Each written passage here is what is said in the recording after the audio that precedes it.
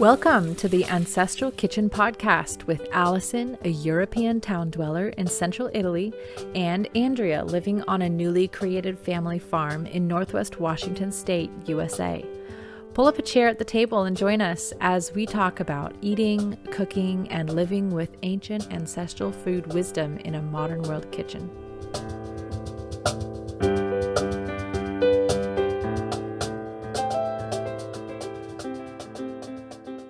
Hey, Alison, how are you? Hey, Andrea. Yeah, I'm really good today. Thank you. I'm down with the heater next to me and the light on because it's got all cold outside. So I drew the curtains, the sun's gone down, and I'm kind of cozying up and making sure I'm cozy and comfortable for our chat. How about you? Oh, that's funny. I don't know. You said the sun is going down, and I was thinking my sun's about to come up. So you're sending it over this way. Thank you very much. There we go. We can't have it at the same time.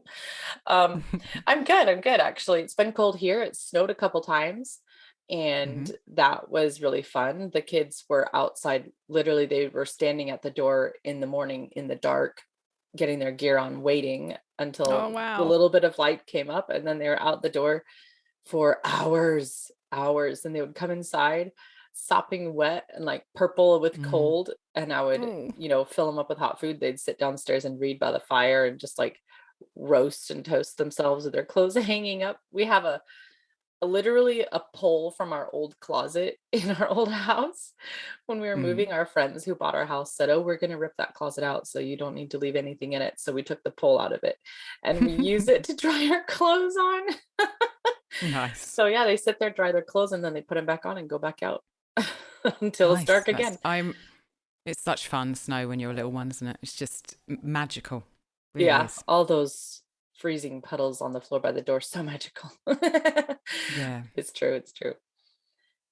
Nice. So have you had breakfast? I have actually. Lucky me.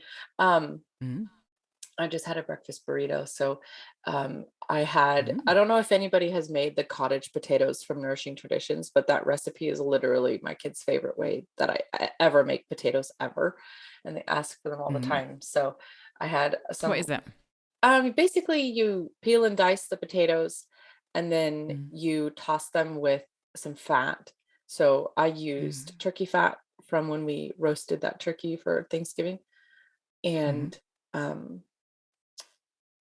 some butter. So toss it in those and then pour it onto a sheet pan and bake it in the oven until they're as crispy as you like. So they're delicious. Nice. And if you don't like them crispy, then just cook it a little less so they're kind of soft. And so I had some in the fridge. I just reheated those on the stove, and I used 2 of our preserved eggs. Woohoo! If it weren't for those glassed eggs, we wouldn't have had eggs in weeks. And you couldn't taste the kind of the... No. I remember when you made them, you said it might kind of go into them and they were better used in baking, but it sounds like you can use them. Do you remember how I said, I can't remember if I told you this, Alison, how I said that when I eat eggs from the store, I can tolerate them baked in something, but if I eat it by itself, there's this weird aftertaste in factory eggs that I can't hack. And I thought for years that I didn't like eggs because of that. But our chickens don't have them. And honestly, I've eaten farm eggs from other farms that have given me that same aftertaste. And I'm not kidding you. I think it's the soy. That's the only thing I can think of that's different, is that our feed doesn't have soy in it. But there is no aftertaste, none whatsoever. So I don't know if it's because the way the eggs are raised, or if it's just that they've only been sitting there since July. So maybe they're not as old as maybe some people are using like 2-year-old eggs or something. Yeah. So, I'm glad you're getting to use them. That's really cool. Oh, yeah. The potatoes sound nice. Immediately, I think with those potatoes, I'm going to put some rosemary on, put some cracked red pepper on them, salt, pepper, all the different spices and herbs you could put on them to just... When I pull the pan out of the oven, each time. The kids are there with forks. Like, they don't even wait until I get them off the pan. They're like vultures hovering, and they instantly start picking them off the pan, and they're like, "That's so good." So I just rolled some of that up into a tortilla with some sour cream and some of our pickled jalapenos. So good. Yeah. So that was my breakfast. And you had lunch. Wow. So what'd you have? Yeah, we did. I had something from the freezer actually, which this week's been really crazy busy. So I was really pleased to be able to just dip into the freezer last night and leave something out defrosting. It was a mutton stew. We got some sheep, I think I mentioned on one of our episodes at the end of last year, from Flavio the farmer, that was completely grass-fed, and I just got tons of it. And so I'd made a stew, I think a couple of weeks ago, and I didn't know which stew it was because I make a lot of them and put them in there, and I never remember which one I'm getting out. But I remembered when I tasted the ginger, because in this one, someone on Instagram gave me the idea of using the grated ginger from the bottom of my ginger bug and just putting it in food. And so I had this mutton stew going, and I'd putting in warming spices anyway, some allspice and some cumin. And I thought, well, let's put this ginger in like this. And I could taste the ginger in it at lunchtime, so I knew it was that one. And so we had that. I chopped up some beet greens beforehand because there wasn't quite enough green in it. Yeah. And so I just do it simple, where I chop up the beet greens and I boil them, and then I drain the water out, and then I put the stew in the same pan on top of them and heat it up. So I was just using one pan for the whole thing. So there's less washing up, which Rob likes. And so we had the juice was kind of red from the red of the chard from the beet green, and the stems are red. So all the juice in the stew went red from the chard. And we had some milk kefir spelt bread. That one's still going. I'm making a lot of those with lard. We rendered some lard 2 days ago. So beautiful, fresh rendered lard spread over the top of it. Ooh, and the usual sauerkraut and fermented garlic and that kind of thing. So, yeah, absolutely delicious. That sounds really perfect. Lovely and easy. What'd you drink? Took me I didn't drink anything, actually. All the beer's gone. I want to make another beer soon. But we've been, like I said, I've been so busy, I haven't had a chance. But hopefully next week we'll be making some more beer. After lunch, I had a chicory. I like to drink chicory, which tastes a bit like coffee. It's been used as a coffee substitute, was used as a coffee substitute in the war here in Italy because it grows everywhere. And it's the root toasted. And I've got little kind of broken up bits of root toasted, and I put them in my teapot and put boiling water, and I've got some orange rind which is dehydrated, and so I put a couple of bits of orange rind in with it. It goes really, really well. Leave it for a couple of minutes, and then after lunch I had myself a cup of that. It's delicious. That's great. Yeah, I don't drink coffee. Rob does, but it's kind of my equivalent to his coffee is a bit strange because he roasts the beans himself and it's much lighter. But it's my equivalent to his coffee. I have chicory and he has coffee. Yeah, I love chicory. I don't know if our listeners are like drinking that, but it's really good. Yeah, I always thought it sounded really gross. Like I don't know about that, but it's actually quite good. So I think it's the best coffee substitute. I've tried dandelion. I agree. When I'm in England, I agree. And orzo and barley is a really big thing here. So companies roast the barley and then powder it so it looks like that kind of normal instant coffee you get, kind of like that, and you just pour boiling water on it. But it's just not as nice as the chicory. Roasted barley, unless that's a modern invention, but how we talk about trash food. I feel like we need to have another category called famine food. So weird food that came out of, like you said, the, acorn flour or, chestnut flour or whatever. Things that came out of times of extreme duress and hardship that, like here in the States, we have a lot of dishes that are from the Great Depression that are like so weird but good. But then when you look at it, it's like, oh, it's because they had like 2 ingredients. They had no food, so they were just scrapping things together.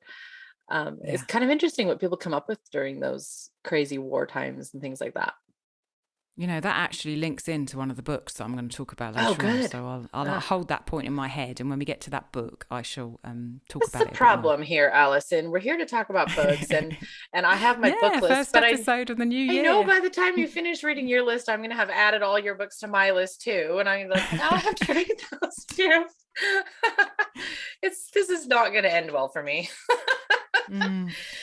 how it never does. That book pile never does end well, does it? It's just endless, really. Yes. Before we start, though, I want to say thank you to the patrons. It's been getting, I don't know, it's just really fun having patrons on the podcast. And first of all, we super appreciate that because it is enabling, Alison and I to do things. And it's fun putting the content up and thinking of things to put on the patron private podcast feed. So if you are a patron of the podcast, go check out that private feed. Alice posted a song that Rob wrote and performed called Who Are You Calling Pigs? And I love that song. My kids love that song. So go check it out. It's on that feed. Okay. Today we're talking about books, and Alison, a lot of these books for me are going to connect to the challenge that we put out for everybody. So go check out the Ancestral Kitchen challenge so you can see what we're challenging you to do in your kitchen. And it was this challenge, Alison, the thing that sparked the thought in me for us to do this challenge was that I'm a huge fan and I'm a patron of the Literary Life podcast. And I love that show. And they do a reading challenge every year where they give you 15 to 20 categories of books to read. And so it has really broadened my reading because I had never actually read any Greek tragedies on my own. And that was a category one year, was read a Greek tragedy, So I thought, man, I wish there was a challenge for the kitchen because that would really push me to expand it. And then I was like, well, I guess I can make one. Let's make one. So then Alison, that was really fun. You and me on the phone, just coming up with ideas like, what if we did this? What if we did that? So these books will support your challenge if you're trying to work your way through the challenge. Some of mine are chosen specifically because they're going to help me tackle categories on the challenge. So so we'll link the challenge details in the show notes of the podcast.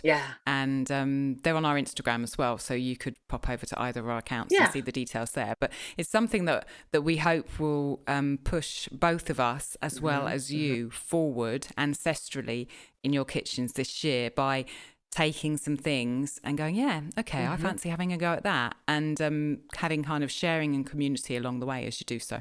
And having a year to do it, instead of being like, do it this month, and then this month is crazy, so you never get it done. So you're like, I guess I will never do it in my life. So let's talk about books, Alison, the books that we want to work on in 2022.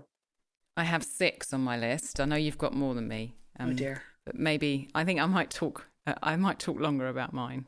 Do you want to go first, or shall I? Well, why don't we break it up like this? You tell us about a book, then I'll read a couple titles. Then you tell us about a book. And how's that sound?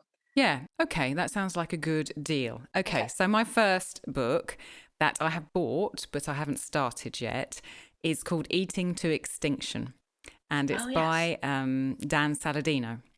So first of all, Dan Saladino, I have a great deal of admiration for. He is a journalist, a food journalist, who reports quite often on the BBC Food programme.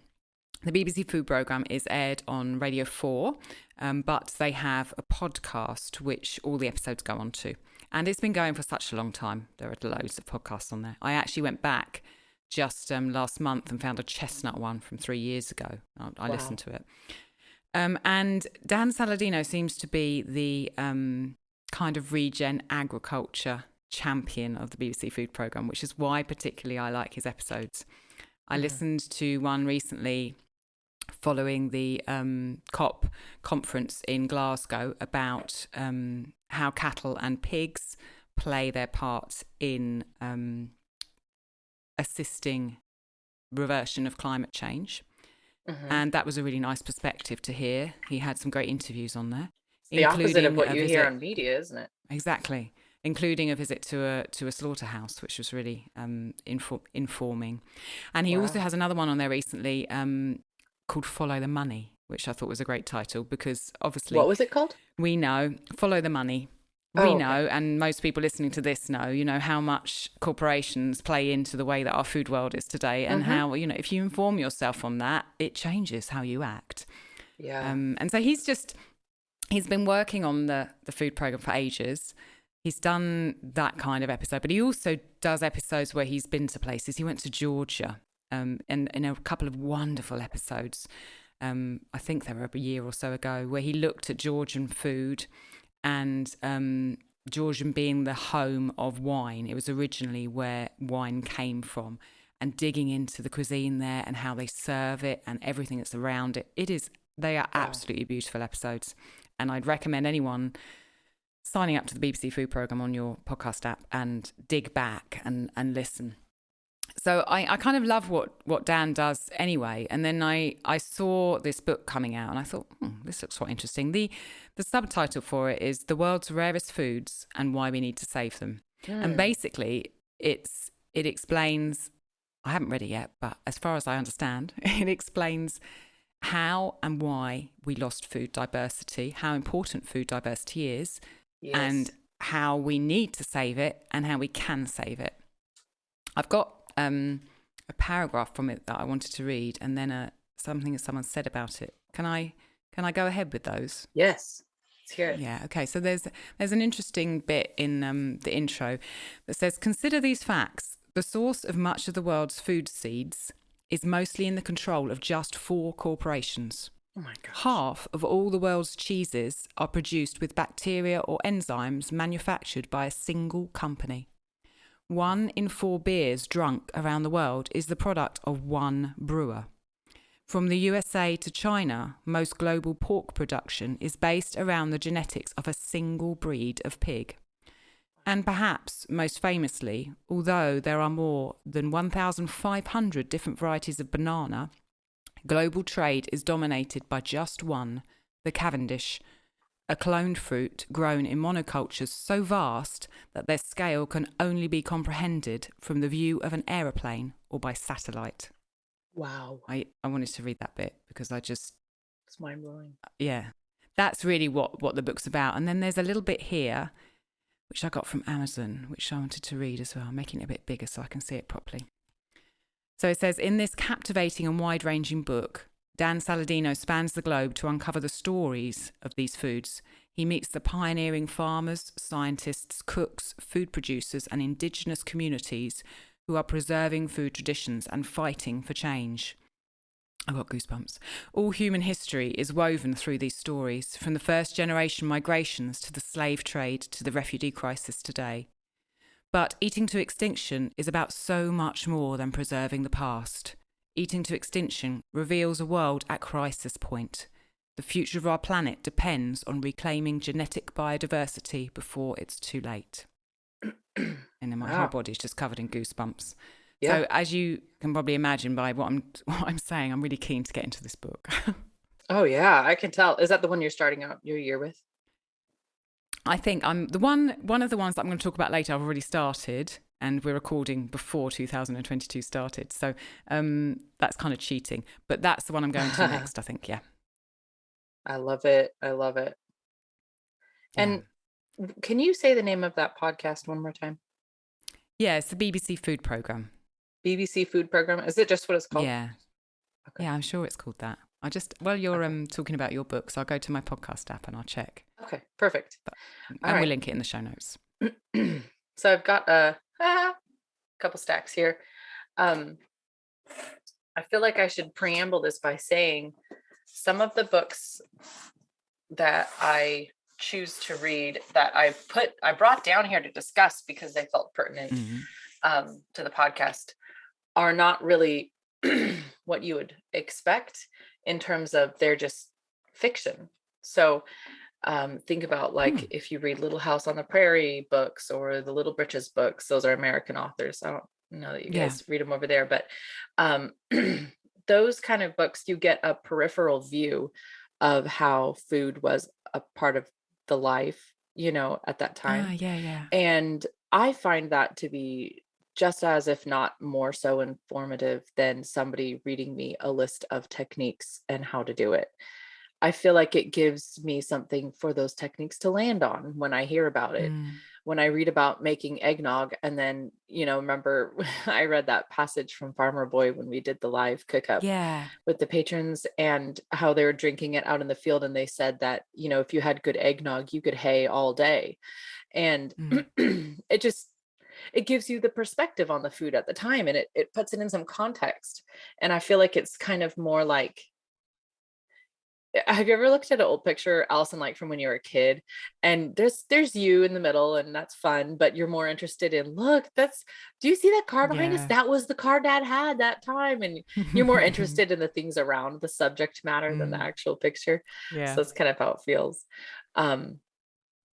And then I told you that I was reading Shakespeare this year, and I'm almost to the end. I'm dragging my feet because I'm working my way through the Two Noble Kinsmen, and I'm like, unless they find another manuscript and authenticate it, this is the last time I'll read Shakespeare for the first time. So I'm like trying to savor every second of it.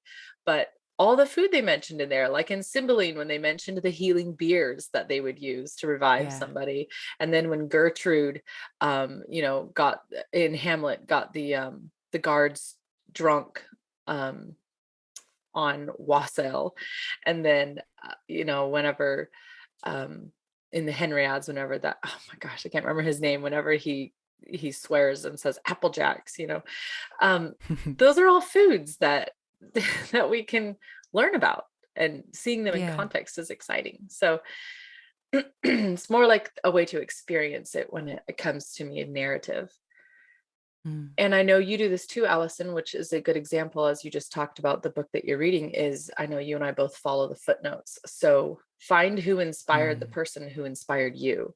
That's a great way to find incredible books. Yeah, I totally agree with that. It's the first place I go to when I have a book. Yep. The footnotes, the bibliography. So I'll just read a couple titles and then I'll mention one or two. Yeah, thanks. So I have Letters to a Young Farmer on Food, Farming, and Our Future. It's published by the Stone Barns Center for Food and Agriculture. They're in New York. It's a beautiful farm. I've been up there. Dan Barber wrote The Third Plate, which I think I've mentioned on the podcast before. Yeah. And he's in this book. He's the chef at Stone Barns. And so different people authored letters in here: Barbara Kingsolver, Wendell Berry, Elliot Coleman, Michael Pollan, Temple Grandin. So those are some names people might know. And then there's a lot of other people that we might not know yet, that this book will expose you to those authors. So I can't wait to finish that. Excuse me. I did read it in high school, but I'm rereading Edith Schaefer's book, The Hidden Art of Homemaking, just to see what inspiration will come from that. She's very much a lovely title. Wow. Yeah. She's very much into the spirit of, making art out of what you're doing at home. She's a lot like you in that sense, Alison, where she wants to see the artistry behind the curtain hanging on the wall, and not just, it's a curtain hanging on the wall, but this is my art, Lark Rice to Candleford. It's a trilogy by Flora Thompson. It's one of the, I want to say it's early Victorian era. And I want to read it, other than the fact that it's just going to be a good story, because a lot of people had said that it's known as like one of the last great illustrations of life at that time. And she captured it really well. And I know there's going to be lots of peripheral reference to food and farms and the way that they run things. So I'm just interested to see. I have some Annie Dillard books. Pilgrim at Tinker Creek was highly recommended to me. I haven't found a copy of it yet, but I have found a couple of her books at the used bookstore. So she's an author I'm not familiar with yet, but many people whose literary life I trust have recommended her to me as another illustration of, American life and food from a time before. And then I'll say two more books, Alison, and then I'll throw it back to you. Yeah. Okay. I think you'll probably mention this one as well, so I won't say much about this, but Defending Beef by Nicolette Hahn Nyman. And excuse me, why am I clearing my throat so much? That's really annoying. And then when I said find who inspired the person who inspires you, Fred Provenza was one of the Yeah. people who inspired Nicolette Hahn Nyman, and he He's wrote, fascinating. yeah, isn't he? He wrote Nourishment, What Animals Can Teach Us About Rediscovering Our Nutritional Wisdom. She mentioned this book in an interview I listened to, and she said that his sort of thesis is that animals instinctively find the food and the nutrition that they need, and that humans actually have the ability to do that as well. We just, like you said, follow the money. We have our instincts kind of clogged up by those 4 corporations that you mentioned, and all those controlled bacteria that we're all accustomed to the flavor of now and everything. So I'm really excited to read that book. And I should also say, I always have ambitious book lists. I do usually get through 40 or 50 books in a year, but you never know what could happen, and we'll just see how far I get. That's quite an impressive number. I don't know if I'm going to get through that many this year. Well, they're not all huge. They're not all Satopia length tomes. Yeah. Now, the Fred Provenza, I wanted to just quickly say that on the Peak Human podcast, there is an interview with Fred Provenza. If you just search their feed, it's from quite a while ago. But I listened to that maybe 3 months ago, and he talks about fascinating stories about how when he's seen animals with certain diseases, they go and eat the thing that they need to do to cure that disease without knowing that that's the thing they eat. And it's just how we as humans probably have that within our DNA, but we've lost it. And yeah, I find him very fascinating. Tara Couture has said that too. She's very similar in that mindset. She said that there's some specific herb that she noticed her cattle were just like decimating during a certain season of year. And so then, some season passed, and she thought, well, they love this so much. So she went and picked a bunch and threw it over the fence for them, and they wouldn't even look at it. And so then she ended up doing some research, and she found it was just had a specific compound that they needed at a certain time. Fascinating. I know. To get back to that level of instinct. Yes. To uncover all the layers that have hidden that. I find that totally inspiring. I really do. So yeah, my next book actually is Defending Beef. Okay, perfect. So I could talk a little bit more than you did about it, because maybe not everyone knows about it. So as you said, it's by Nicolette Hahn Nyman, and she's just produced a second edition, which is why it's kind of been, I've noticed it recently. And Nicolette is a rancher and an ex-vegetarian, like long-term vegetarian. Crazy. And I think that there seems to be, well, as we know, there's a common misconception in the world that animals are bad for climate change and beef is the worst. And I think that's really was her reason for writing the book, to give out the evidence to say that that's not true. And, everything that I've read points to that as well. But I want to understand more. And I know she knows a lot more than I do. So I'm really interested in reading it. The other thing that I think is that I scribbled down this morning before we came to record about this, is I heard Minette Batter, who is the president of the National Farmers Union in the UK, on an interview with actually Dan Saladino again, saying, that chemical fertilizers, if we don't use animals in our food chain, we have to use chemical fertilizers. And a couple of months ago, I kind of dove into this, what are the chemical fertilizers? What's the history of them? How are they made, et cetera, et cetera. And they're produced at the moment using fossil fuels. So if we don't use animals to fertilize our soil, we have to turn to chemical fertilizers, and that means using fossil fuels, and it also means creating a chemical and putting chemical into the soil. And what Minette Batter said about this is she feels like that discussion is just missing, that everyone's talking about, cows have methane, which is one of the things that Nicolette explains in the book more about why that's not what it's made out to be. Everyone seems to be talking about this kind of thing, but no one's talking about the fact that animals give to the soil, and they have done for thousands of years. That's why people kept animals, they give to the soil, and then you have a bit of meat or a bit of dairy, which is good for humans as well. And I find it fascinating that when I look at the discussions between the different factors in the food world, no one seems to be saying, but look, hang on a minute, how are we going to keep our soils fertile? Yeah. And I think this book will help me flesh out that part of it for me. And I think Nicolette's quite famous for being the person who said it's not the cow, it's the how. Yes, and she did. saying that, it don't blame cows. Look at our industrial food system. That's the problem, not the cow. Yep. And I'm really excited to delve into the latest edition of her research.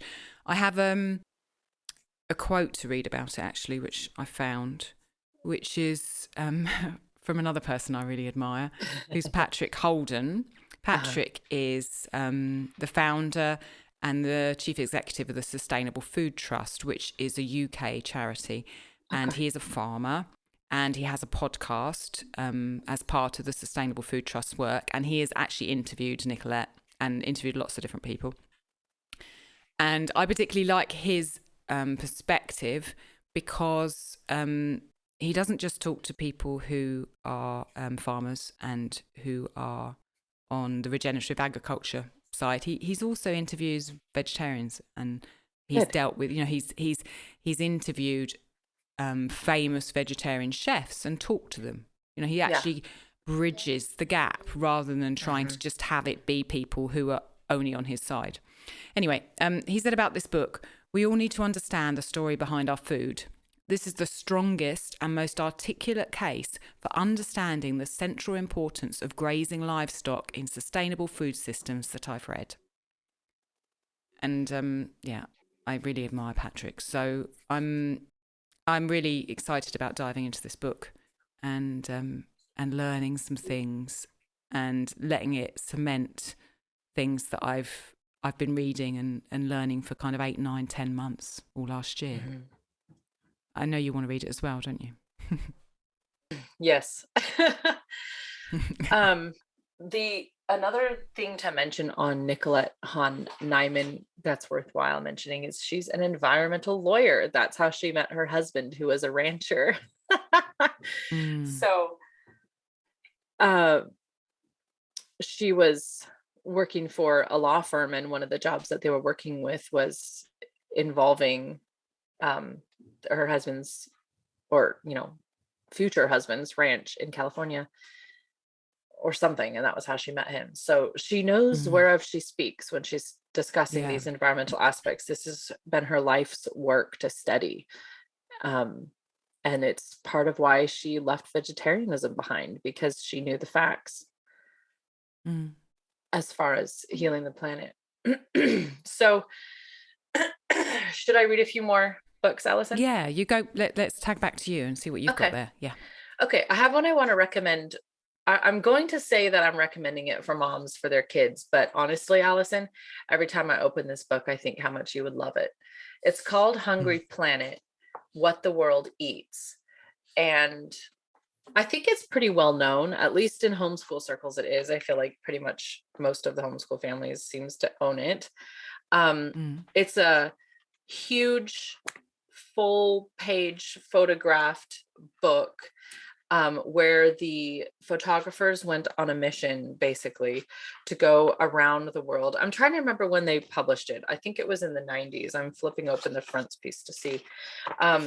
But they go around the world, Australia, Bhutan, Chad, Mongolia, Poland, the United States, Ecuador. They just went around the world, and they basically, a family, I don't know how to explain it. Every country, a family would basically gather up all the food that they eat in a week. Yeah, I've seen the pictures of it. Yeah. And then they take the picture, and then in the book, there's a chapter about each family, a little bit about them, some context.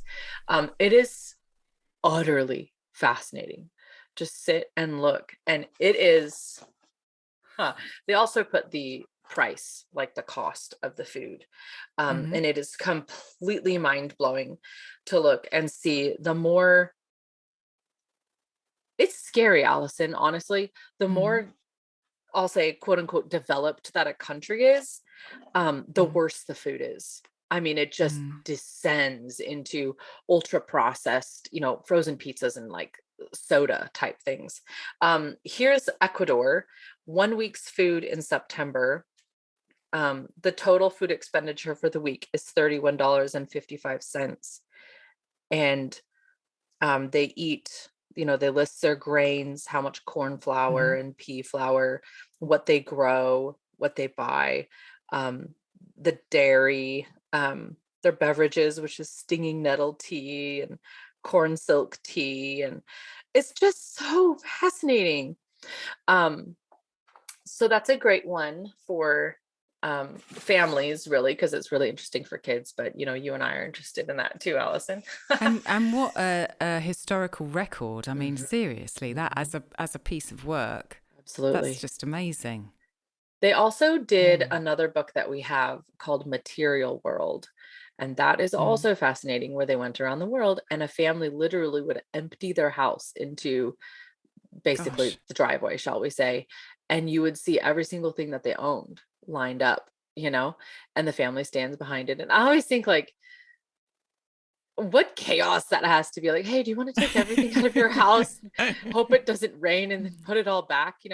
But like, they went to Mongolia, and they went to, the United States and the UK and everything. And it's just fascinating to see. And again, the more developed that a country is, the Mm. more stuff they have and the less useful the stuff is. Like, it's stuff that doesn't really have a And the purpose. more they spend on stuff and the less they spend Uh-huh, on food, uh-huh, I'm betting uh-huh. the less developed in quotes Mhm. countries spend far more money on food than That percentage wise than the priority we do. is flip-flopped. Mm. Yeah. Yeah. So that's a fun thing to look at with the kids. And I like that kind of book because yeah. it bridges divides. It's Uh-huh. so Uh-huh. easy in the news media culture that we live in to think of foreigners as foreign, and books like that enable you to see inside other people's worlds and to realize they're just no different from you. They do their shopping every week, they Powerful. have stuff in It's their house, powerful. and that's a really beautiful thing, I think. Hmm. It also is Mm. interesting to me reading, because I see that the more Western countries have really industrialized food, and then a lot of other countries are literally still eating ancestral food the way that Yeah, they have for thousands of years. Like, it's yeah. crazy. Well, Um, please may it stay. Please let it stay. yeah. And we're here trying, like, bending over backwards to try and reverse the process, and they're Mm. and it's sad though, because with TV and everything, then Western culture is really popularized, Yeah, yeah, because it's seen, and so people try to, like, people want the foods that are here and stuff like that. I yeah. saw that when we traveled, we asked our friends, what should we bring when we travel? And they said, oh, bring like tons of snacks to give to people, because they want the, like, American snacks and things. Yeah, that happened to me when I went to Russia. It was quite a while ago, but I Hmm. took a train with two academics into the middle of nowhere in Russia, and then on a kind of a rickety old bus. We made it in one Yeah. piece. And we went and shared and stayed with people. It was a musical trip. It was an ethnomusicology trip to document songs and the folk culture around the Okay, songs. that is And important work. we would eat, we would go to these people's houses and record them singing the folk songs, and then they would give us food. Mm. And it came from the garden, and it came from the river, Oh and it my. was, tea things made with berries Oh, and fat from the pig oh and homemade yes. vodka, and just the most amazing food. But the people who wanted to show that to us were, 40, 50, 60, 70, 80.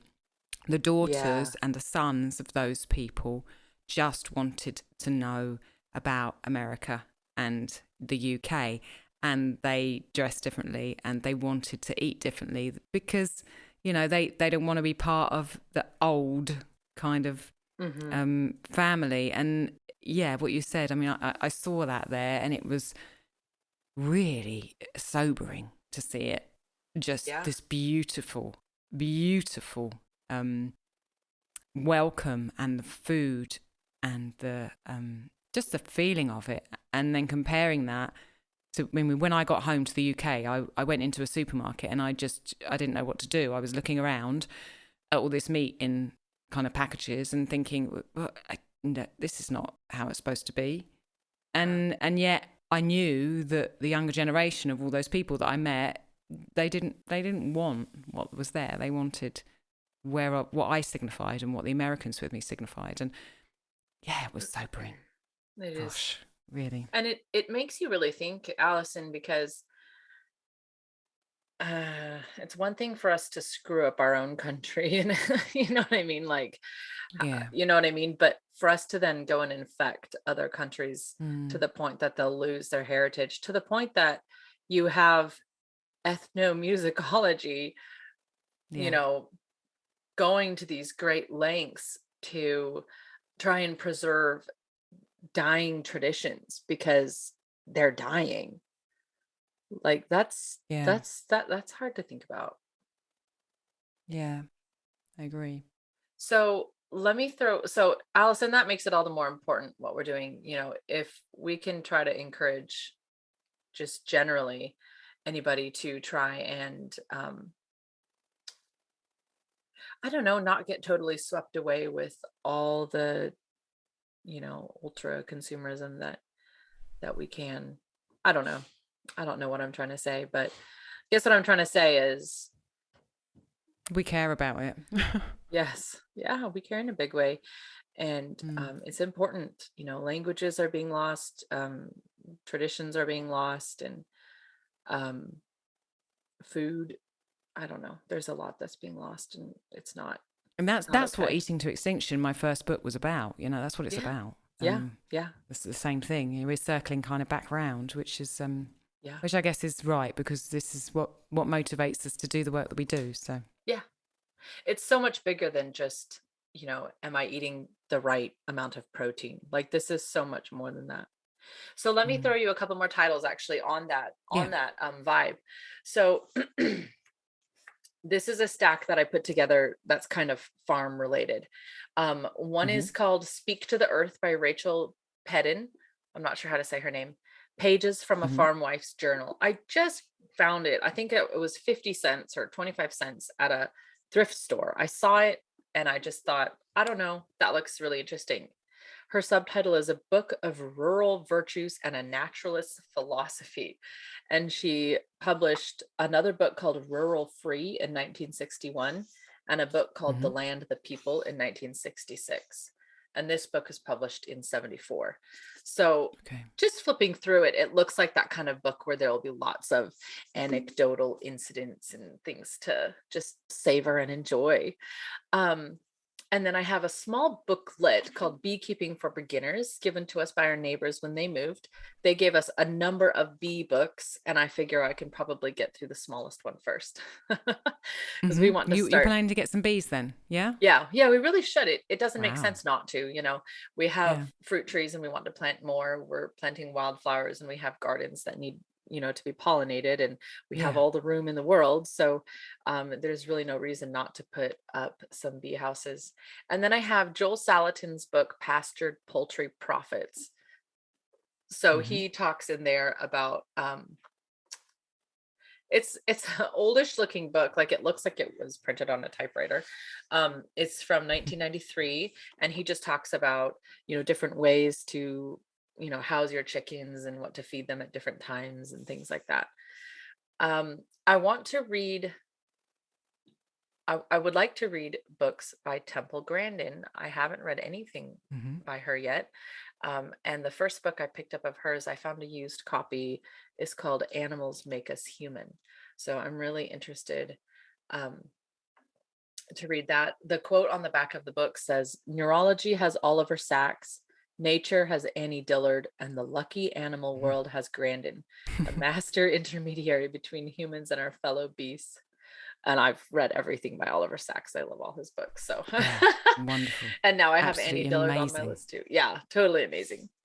I think it's really good that you can give these recommendations. And, I think I really appreciate someone giving a recommendation. So we should probably at some point say that everyone listening, if they want to recommend some books to us, rather than us just sharing them that way, please do come and let us know. Let us know what you want to read this year. Yeah. And I'll probably say that again at the end of the podcast. But because recommendations really are a thing with books, aren't they? Now I know you're reading those. It makes me interested because I like you. I don't remember if I said this on the last podcast, but I feel like I said something to you. I was telling you what Lexi had said to me, which was, when you have friends who read, you never run out of anything to talk about, because you always have these ideas coming through. Like you and I, Alison, if we sat down and we said, let's only talk about what we've been reading, we would be there for 7 hours and never run out of anything to talk about. I have to stop myself telling you all the things I'm reading because we haven't got the time to talk about them all. Yeah. And she was saying, if people who don't read, a lot of times, do you notice that when they sit down to you, they're talking about, so listen to what she said to me and what he said to her, and then what I said, and then she said this, and it's like, that's not even interesting. Like, let's talk about something big. Yeah. Ideas. Yeah. I did post on Instagram, Alison, and I asked if anybody wanted to tell me titles that they were reading this year, and a couple that came in was Nourishing Traditions, Mama Bear Apologetics, which I've never heard of. Simple Sustenance Health on Instagram, she said, and 100 more. Nourishing Diets, The Primal Connection, and Real Food for Pregnancy were the books that she read last year. The Outlander series, The Great Divorce, Hidden in Plain View. I don't know what that book is. I've not heard that title. Another person said Mama Bear Apologetics. Wow, I might have to look Morning Time with Cindy Rollins, The Real Anthony Fauci, also reading Christmas Carol and Honest Advent. No, I don't know what Honest Advent is, but I do know what the Christmas Carol is. So that was a couple book titles. There's a couple of people responded to that sticker, so that was fun. Awesome. Yeah, and then the last book I put on this little farm stack was Range. Why Generalists Triumph in a Specialized World by David Epstein. I found this at a used bookstore for super cheap, and so I grabbed it. But I think I also I'm pretty sure I have the audio as well. I have to look. So I'll probably listen to that on audio. But that was recommended to me by Cindy Rollins. And she is a homeschool mom of 9, and she knows a little bit about having a range of skills. But what the book argues is that we've gone from where, and you notice this, Alison, when you read those books about farmers back in the day, and especially those peripheral books I was talking about, like Little Britches and things like that, there's just so many broad skills that these people have in order to survive. And we live now in an era where you have a pinky toe doctor and a big toe doctor. Yeah. And the pinky toe doctor and the big toe doctor don't talk to each other. And so when you have an ankle problem, nobody's connecting the dots, right? So he just, I'm exaggerating, of course, but he's just talking about not much. Not much. Victoria Sweet refers to that in God's Hotel also, where she said she'll have patients come in, and she does the old method, which she, I told you she learned it from Hildegard of Bingen, or Bingen, I don't know how to say the name. Bingen. Yeah. So she learned this from Hildegard of Bingen, where she just sits with the patient and watches them, and then she'll take their vitals by hand. And she was talking about how, now somebody walks in the door and I've seen this in hospitals where you can actually like get onto a machine and it'll take its vitals for you.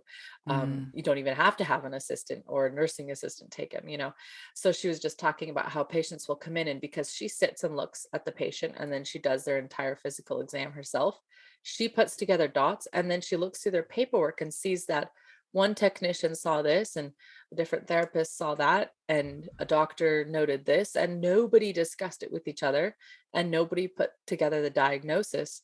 And sometimes people suffered for years when they didn't need to. And so I'm really excited to read this book range about just having, broader, broader skills, because that's farming. Yeah, definitely. Definitely. And that's being a mum and having a family as well, really, isn't it? Yeah, You know? you're right. What else do you have, Alison? Okay, well, I'm going to put my next 2 books together in one.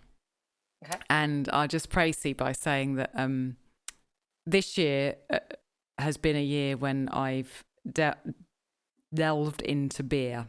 I've doven. I don't know quite which past participle. I heard a new past participle in The Hobbit last night when Rob was reading it to Gabriel, and it must have been a really old one. It was throve instead of thrived. And I thought, wow, throve. I've never heard that before. So I'll just make up my own past participle. Shakespeare keeps has been a year of those. Like he says, exactly. holpen or holped instead of helped, or fascinating. Like they keep some of those old conjugations, like older roots. Yeah, I throve. So yeah, I've been diving into beer this year, or last year. This year as we speak, but it will be last year soon. And I've kind of gone into beer backwards in that I went to Sandor Kat's Wild Fermentation, just taking a shot, having said that, of kombucha. And I went straight into a 5,000-year-old Egyptian beer recipe without having ever made beer or wine before. And I have been experimenting with that, and am now, as you know, as listeners to other episodes will know, have made my own yeast culture and have played around with lots and lots of different things and done lots of reading. But I don't really know the basics of beer making at all. And I keep coming across terminology and ideas in the kind of weird beer books I'm reading. And I don't know what they mean. So I bought a book called How to Brew by John Palmer. And it's basically a step-by-step guide as to how to brew. And I won't want to brew what he's brewing probably, but I want to know how the process works and the science behind it and the technology behind it. So that's going to be kind of filling in holes that I've not ever learned. I tend to do this with things. I dive in at some weird deep end. Yes. When I started making sourdough, I was using non-wheat English grown grains and making them 100% whole grain. And someone said to me, people don't start sourdough like this, And I was like, well, I do. So I've done the same with beer. So I've got that. I've also got another beer book, which is called Wild Brews, Beer Beyond the Influence of the Brewer's Yeast. And it's by Jeff Sparrow. Brews? Wild Brews. Oh, wild. Wild, yeah. And I really feel ever so strongly, as everyone knows, about home cultures, not commercial cultures in everything, in bread, in wine, in whatever ferment you're doing. There is no need for a commercial culture, and commercial cultures have been the death of many things. There's that quote that I read from Dan Saladino's book, the beer. And I would not make a beer with a yeast from a packet. This year, several people have talked to me about beer making, and it's become clear to me that I'm just not interested in using a yeast from a packet ever. Yeah. And so this Wild Brews talks about different beers and talks about yeast cultures, and then I think walks you through several different steps. So that's going to be an interesting read and will help me to continue to grow my kind of ale and beer making skills and take me to the place where I want to go with it, hopefully. So those are my 2 beer books. I told you, Alison, when we did the cider that I tried doing one with a champagne yeast. Yeah, I remember. And I don't know. The wild one was really good. The one that we inoculated, honestly, we ended up pouring it all out. I didn't like it. There's a lot of depth, I think, that you give up when you use an inoculation. You get that perfect isolated flavor that people know, but also there's just, I don't know, it's just not the same.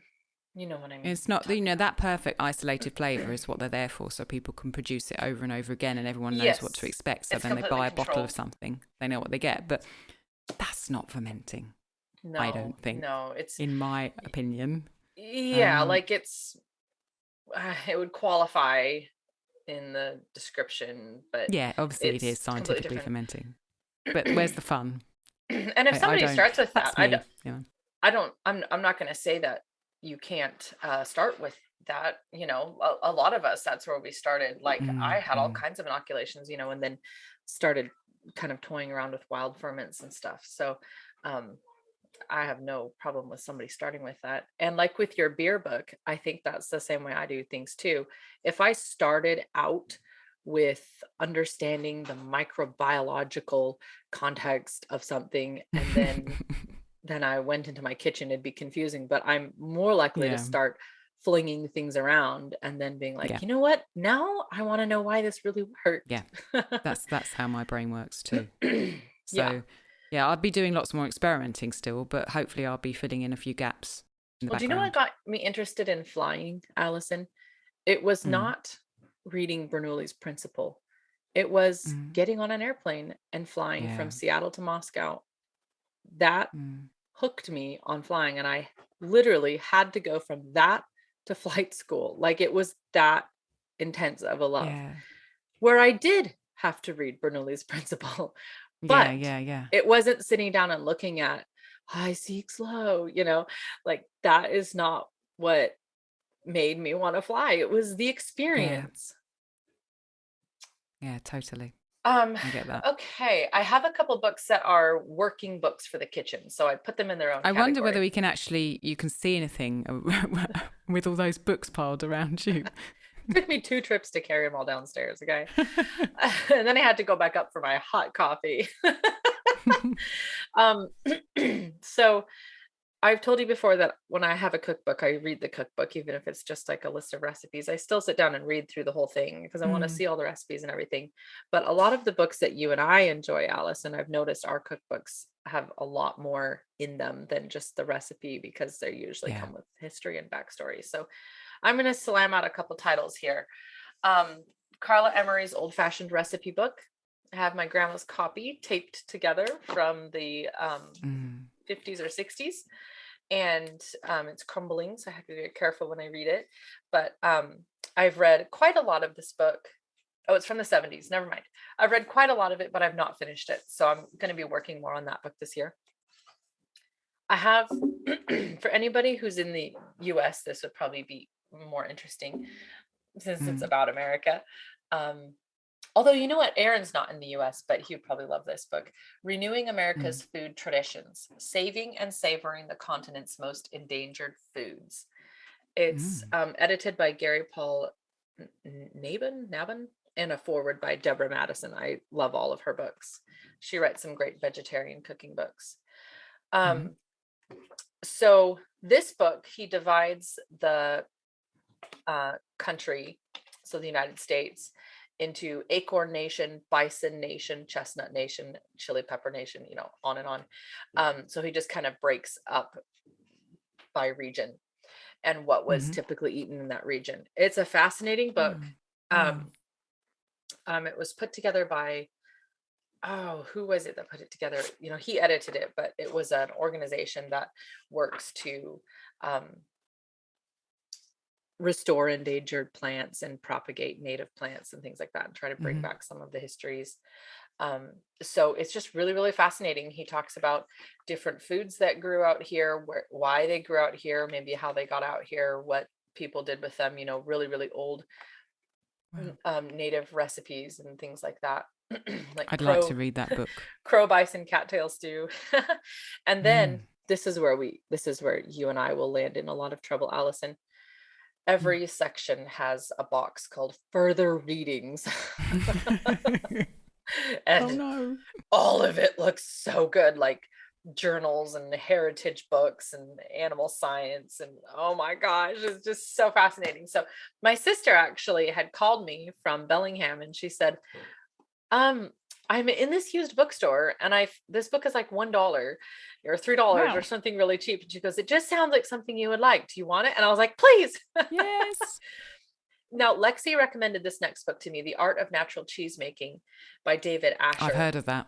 Yeah. And I was already following him on Instagram. And so when she mentioned the book, when I looked him up, I was like, wait a minute, I'm following that guy on Instagram. And his whole thing is kind of what you're talking about, Alison, how to do cheese without inoculations. Or I mean, at least wild, wild ones. I've got Sacred and Herbal Healing Beers. Remember, I told you I found a copy of that book after you told me about it. All of these books, I think. Yeah, all of these I've found used. None of these are brand new. So I want to work my way through that book. And then my really good friend in Virginia, when we bought the farm, she gave me the Foxfire book. There's a bunch of these books, but they're like an American heritage type thing. To give you a brief description, the front of the book says, it's from 1968, and the front of the book says, the Foxfire Book: hog dressing, log cabin building, mountain crafts and food, planting by the signs, snake lore, hunting tales, faith healing, moonshine, and other affairs of plain living. So it's just a fun churning in a churn and describing how to butcher squirrels and things like that. There's a whole series of them. I only have the one, but it's just another book that I want to just slowly browse my way through and get some of that feeling for how people, because what they did was they went into the mountains where the older folk lived and tried to find and preserve what they were doing.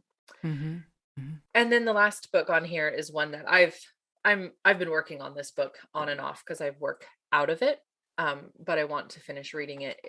I've mentioned it on the podcast before, Keeping Food Fresh: Old World Techniques and Recipes by the Gardeners of Farmers in Terre Vivant. And this was one, I found it through the footnotes in Nourishing Traditions. She referred to somebody who is in this book, and that was how I came across that book. So I also have a couple audiobooks because I like to listen to usually maybe 2 hours of audio a day while I'm working on like any sort of a farm or house project. And Jordan, who co-hosts the Fruitful and Fearful podcast with Lexi, she told me that they listen to Nourishing Traditions on audio. And I thought I was like, wait a minute, that's actually like genius, because you've read it. Excuse me, we've read it, but to hear it just flowing past your ears. I'd be stopping all the time to write something down though. That just I can't do that with it's awful. Well, what I really enjoy doing with Shakespeare, and I think that I will do with some of these books this year, is I listened while I read. And that was just like, I don't know, it was like being spoon-fed. I don't know how to describe it. I think that's maybe because I listen to Rob reading to me quite a lot. The next book I'm going to talk about, he's reading to me right now. We've started it. And sometimes I look over his shoulder while he's reading, and that's kind of a similar thing. It's nice. Yeah, it is. It's very calming. And I also want to listen to The Art of Fermentation, which is another book I love, of course. And sometimes, do you feel, Alison, like when you read, you hear one thing, and then when you listen, you hear another thing? And then when you read it again, you hear something else and you listen. So, and then I want to listen to Victoria Sweet's other book. I can't remember the name. I think it was Slow Medicine. Yeah. So sounds anyways, nice. I am just briefly flicked through my head of, oh my gosh, the show notes for this episode are going to be a nightmare. Don't worry, Alison. I've got a tablet in front of me, or like a paper on a clipboard, and I've written down, I think, every single thing we've said so far. Wow. So we should be okay. Can I go on to my books now? Let's hear them. I've got two more, and I'm actually going to put them together, I think, just like I did the brewing books. Yeah, I've done they all do of actually mine. have a similar. I've done all of mine. Oh, you've done all yours. Okay, okay. So I'm going to get comfortable with these two. So both of the next two have an Italian connection, which is why I'm going to put them together. So the first one I have already started, even though it's not quite 2022 yet. It's called Chewing the Fat. an oral history Oh, of Italian foodways from fascism to dolce vita. And it's what? by Karima Moya Gnocchi. And now, I found Karima on Instagram and started following her quite recently, about 2 weeks ago, I think. And she put this picture up of her book, and I had no idea she'd written a book. And I saw it, I was like, oh my gosh, I have to read that. That just looks really, really good. And she is a professor of language at the University of Siena.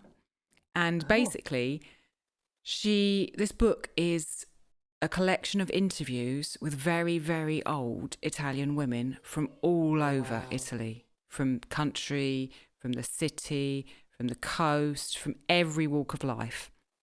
And it's them talking about their recollections, their interactions with food, how they ate, how they lived, what they ate. And it is absolutely fascinating. And the kind of raison d'etre for it, the reason behind it is quite clear in I'll read a bit from the beginning. But basically she's trying to uncover the real roots of Italian food, because Italian food as an exported kind of notion has been used by marketeers and people who want to sell stuff and put up on this pedestal certain dishes and certain ways of eating. And it's become clear to her and in her research that that's really not what Italian food is and was. Wow. It's a glimpse of Italian food, and it's been deified into something that it just never was. And she's trying to show what Italian food actually was by going back to, you know, women who are in their 90s and talking to them about how they lived. And there are lots of interviews in here, plus also some kind of bits that she's put in explaining certain types of things. So I'm not explaining that very well, am I? So I've actually got this physical book here, whereas the other ones are ebooks, because I read a lot of ebooks. So she's got bits where she's talking about the pasta industry. She's talking about the so-called Mediterranean diet. She's talking about recipes and cookbooks. She's talking about peasants and overlords, coffee surrogates, the pig, and those kind of interject between the interviews. So we've read 3. Rob's reading this to me aloud because he's really interested in it as well. And we've read 3 interviews so far with 3 different women, completely different. 2 of them, one from Milan and one from Rome, lived in absolute, just abject poverty during the war and during Mussolini's reign over Italy. And just to hear what they went through to try and get food and what they ate and how they lived, a lump just in your throat. Oh my gosh, this was not that long ago. And then the third one was from Bologna, a lady from Bologna, and who was aristocratic, completely different. And we are completely hooked on it. It is so well written. Her language is amazing. She's translated it into English. It's in English. And her grasp and mastery of translation is amazing, because the voice of the lady who's, you know, in her 90s, who grew up in the slums in Milan, and the voice of the aristocratic lady from Bologna are so well written in English that it is just mesmerizing. And I'm learning so much about the way people lived and, you know, the territory around me. And I love history anyway. And I remember studying between the wars for my A-level history, and particularly studying Mussolini and his policies and how he ran the country. And just to have this, and there's a few recipes in it as well. It's not a recipe book, but each woman gives a recipe for something that she used to eat or has had in her life. And so it's an absolutely fascinating kind of first primary source of actually seeing what the roots of Italian food earlier this century were. Yes. I'm going to read the first page, which just describes it a bit. To say Italians and the world at large love traditional Italian food is an understatement.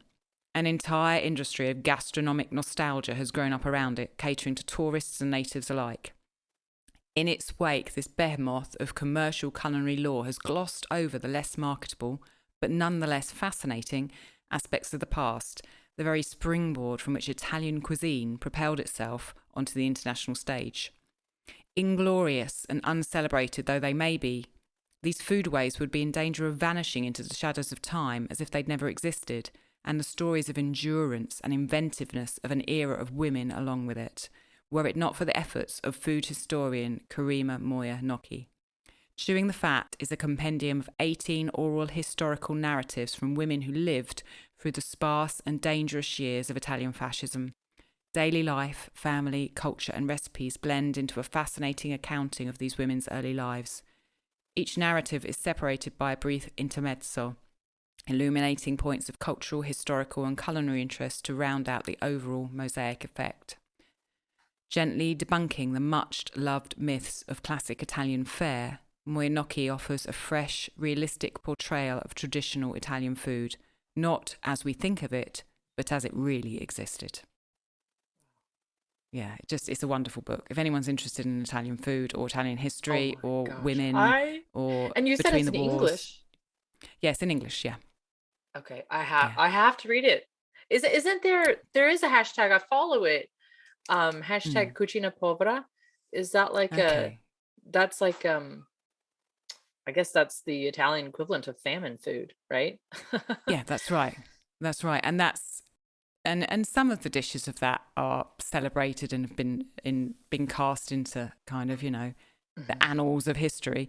But to hear what these women actually ate from their lips, yes, thanks to this woman who's put such work into this book, is just it's real rather than what some company or someone with a vested interest in something wants you to think. And yes, and I value that, and I'm really glad that she's written it, and I'm loving it.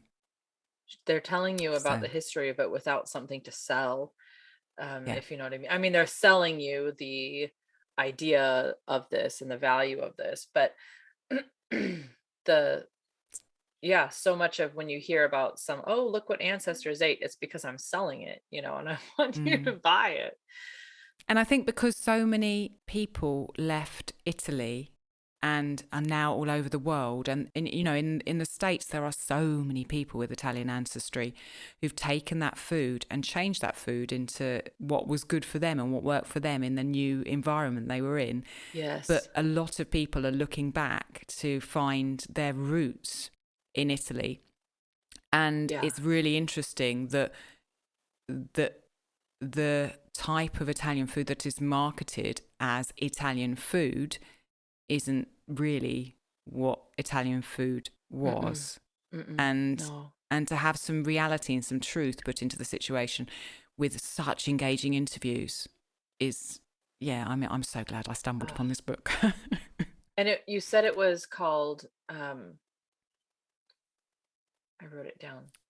Chewing the Fat. Chewing the Fat. Yeah, Chewing the Fat, the old ways of... An oral history of Italian foodways from fascism to dolce vita. Wow. So just to have this before these, because the women will be gone in 10, 20 years' time, and that'll be it, and it's just so important, I think.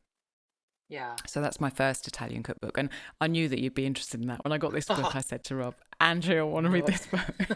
It's on my list. The last book that I've got is probably the most recipe book, because I don't really read recipe books that much, because the reason why is actually because first of all, I make up my own recipes. But secondly, I really can't use a lot of the recipes in recipe books because Gable doesn't eat eggs. We're not sure if Gable's milk intolerant. He has a lectin sensitivity, so he can't eat some grains, and we tried to eat him lectin light. And also all of the sweet recipes I see in Sweet Things, I don't eat sugar, as you know, or sweet things at all, so I'm not interested in cooking the sweet things really. I know what Gable and Rob like to eat sweets, mostly fruit. Sometimes I'll do them something special, like for Christmas just gone I did some gingerbread cookies for them, and so I get recipe books and I can't have that, can't do that, don't want to do that for us, and so I don't really read that many recipe books honestly. But this one is close to my heart because it involves the farmer that we buy our meat from.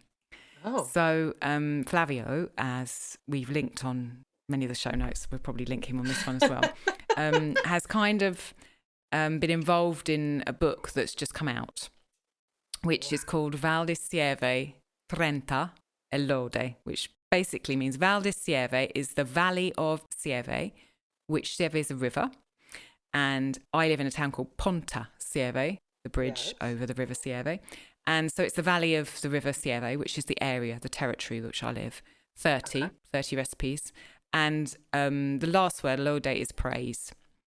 And it's a book that several people have written together recently, where they talk about the richness of the land around Val di Sieve, around this valley, the territory, what it is, the terroir. They talk about the farming traditions. They talk about the slowness of artisanal food around here. They talk about farming. They talk about Flavio's farm. And there are 30 recipes in it using Flavio's produce. And there's I think it's a mixture of recipes and lovely photos and descriptions of real food.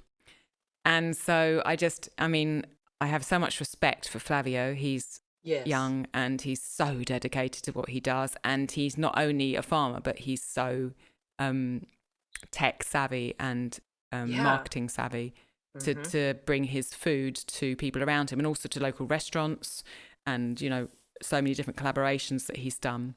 It's wonderful. And we've been to his farm a couple of times. He's doing such important work and he's so passionate about it. The alignment is just spot on. And I really wanted to read this book because it's about where I live and it's written around where I live and it's using meat from a guy that I buy our meat from. And I would really love to celebrate that and just, have that in my world and know that it's the community around me. So that's my last book. I have to, even if I can't read it, I have to get myself a copy of that because I love Flavio too, even though I don't know him. I just follow him on Instagram, but it's so amazing. Like you said, in Italy, so many of the young people don't want to be farmers and stuff like that. So that's just awesome that he is. And yes, you need somebody who can, that's the trick of it, is you need somebody who loves the old ways, but knows the new ways and can get the marketing out there.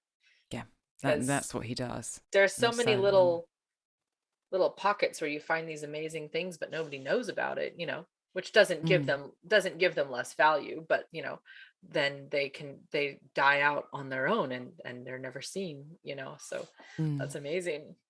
Oh, those are awesome books, Alison. Yeah. Thank you for sharing all of yours too. I just wonder if anyone can find you underneath a pile of bookshelves. I have to call Gary. Come and get me out. Yeah, please.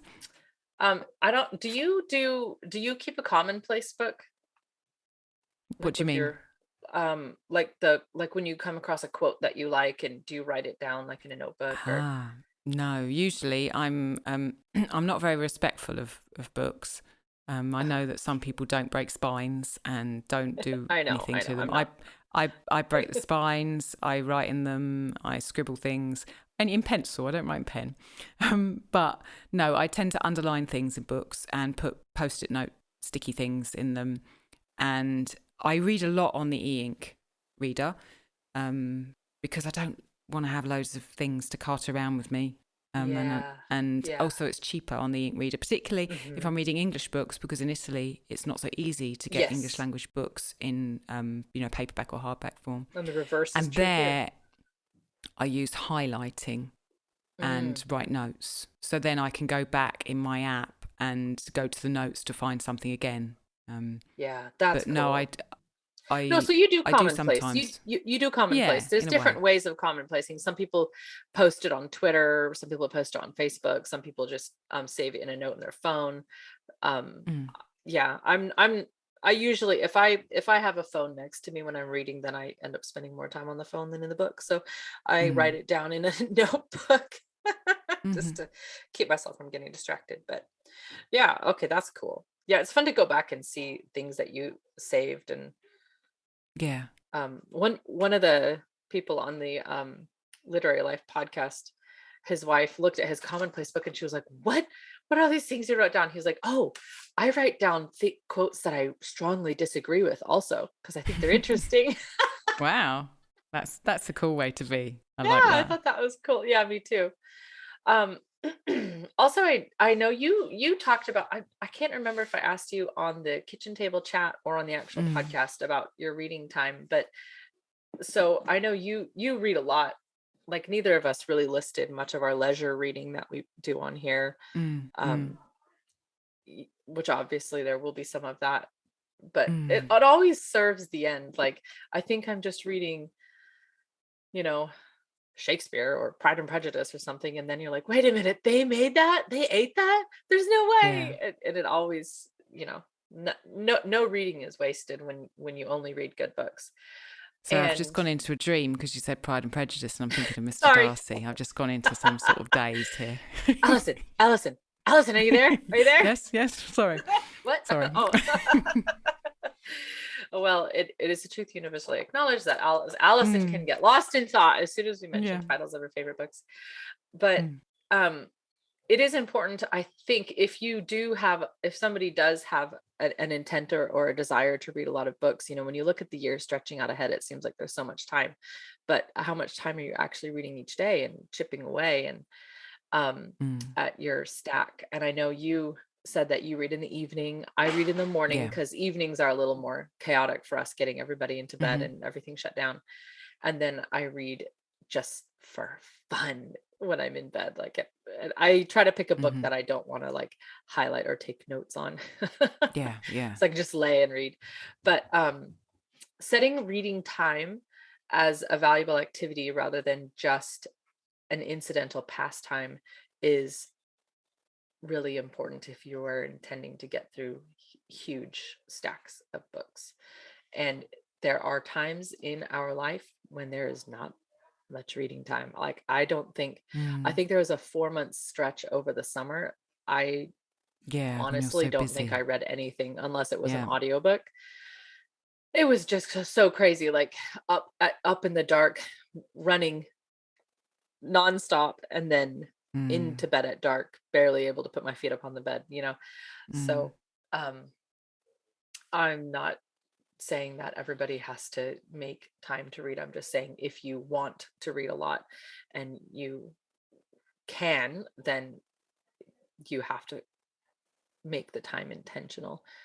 I agree. I found myself slipping last year, and then I kind of said, right, something has to change here. So I have to take something off my plate that I was doing before, which is usually something social media related, and go, hang on, no, I'm going to stop that.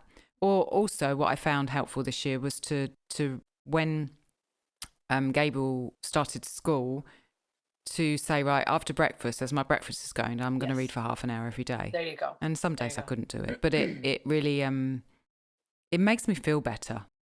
Being able to have the time to do that because you're it's feeding moving your me forward and entertaining me.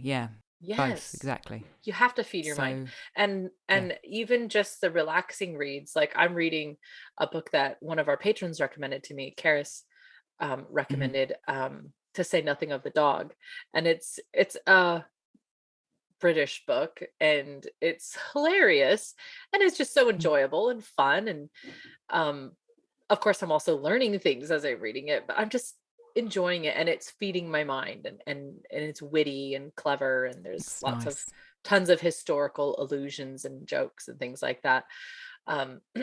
So it's enjoyable. So even if you have, it's like when somebody says, what do you have for a snack, Alison? And your snack doesn't have to be Doritos.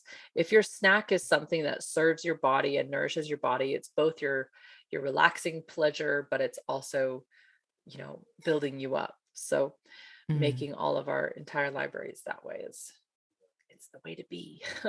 Just as you were saying that, I can actually hear Rob upstairs reading to Gabriel. That's kind of a weird, beautiful coincidence, isn't it? Yes, it is. Yeah, these kids also I can't talk.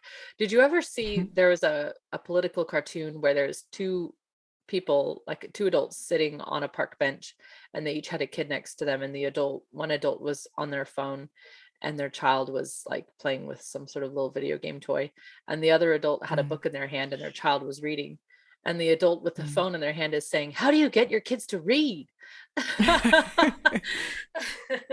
And Yeah, I feel that that's true in so many things, isn't it? How do you get your kids to eat liver? Yeah. Well, that's what I'm eating. So also he's hungry.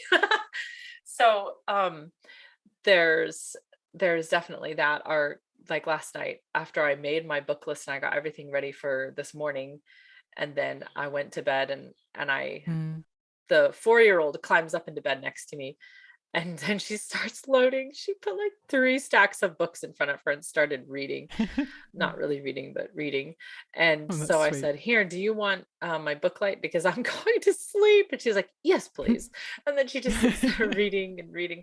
And it's wonderful to see them. Yes, the book stacks sliding around the house can be annoying, but it's so exciting to see them always reading and bringing books in the car when we go anywhere, and just, it's nice. I don't know, but they do it because they see me read all the time. Yeah, exactly. They know I enjoy it. So yeah, you're passing that on. It's beautiful. Alison, I don't even know how long we've been talking because I haven't looked at a clock. I was just about to say, on that note, I should probably go up and get some dinner so I leave enough time for us to read this evening. Yes, I think we've got to grind some grains in the grain grinder, because I need to make another of my millet and sorghum breads tomorrow. So I want to make sure there's enough time for us to have our books. Yeah, got to get to that. We could finish there. Well, Alison, you did not help me at all today. My book list only got longer. Now I'm going to have to quit podcasting so I have time to read. No. Just kidding. Phew. I'll have to just, stop wasting so much time and get more reading done. I'm not a fast reader, so I have to be very diligent about showing up to the reading time. All right. So here's to a wonderful reading year for everyone listening, and do send us Happy New Year, everyone. Yeah, send us in your what you'd like to read this year. Yeah, I want to see the list. Recommend to us. And here's to a beautiful year of sharing knowledge and learning together. And it'll be really great, hopefully. I love it. Thank you, Alison. Have an awesome dinner. Thank you, Andrea. Ciao. Bye.